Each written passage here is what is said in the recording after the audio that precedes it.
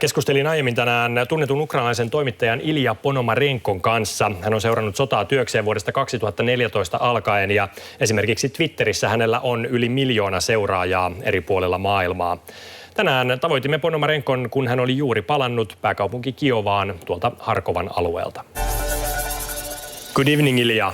Thank you for joining us. Thank you for having me. You just returned to Kiev from Kharkiv. What did you do? What did you see in Kharkiv?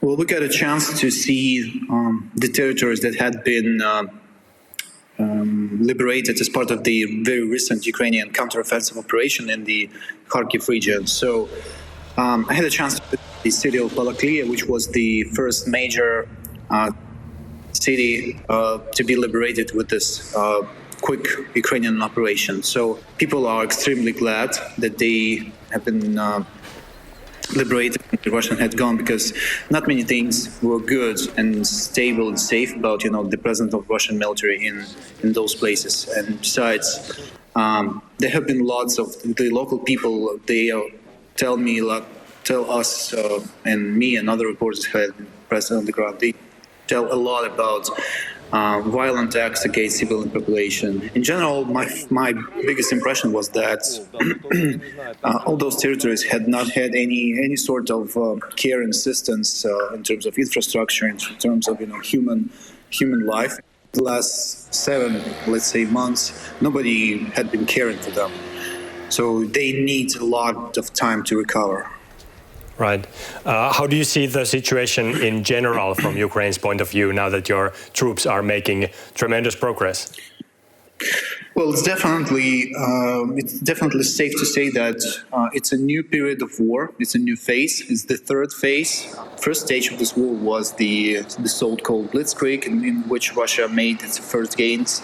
The second stage was the Battle of Donbass, in which Russia switched to taking the territories in Ukraine to the east. Now the third phase coming, in which the balance has shifted towards Ukrainian side.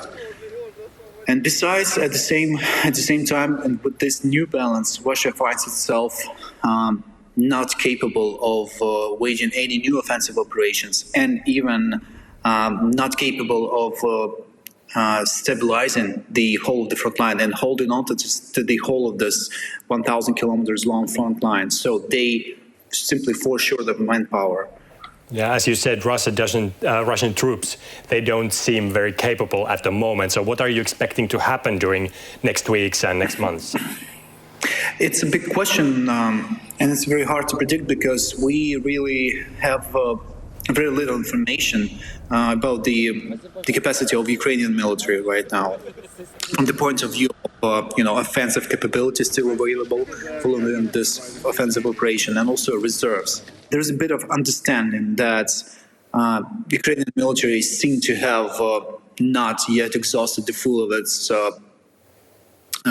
offensive potential, as we call it, at this moment. So they still have chances and enough strength to go on at some place. It's a very big question which of the frontline section could be the next for Ukraine to try and recover. It could be the south, the continuation of what's happening right now in Kherson Oblast, for instance, in order to take the city of Kherson. It could be struck towards the city of Melitopol, which is probably the most crucial Russian-held transportation hub, and in the Ukrainian south. Is it now clear that Russia will not win this war, no matter what? I think I'm trying to be as conservative as possible when it comes to such long-lasting conclusions. But what we see now is that it is increasingly likely that Russia has lost their final chance to possibly win this war.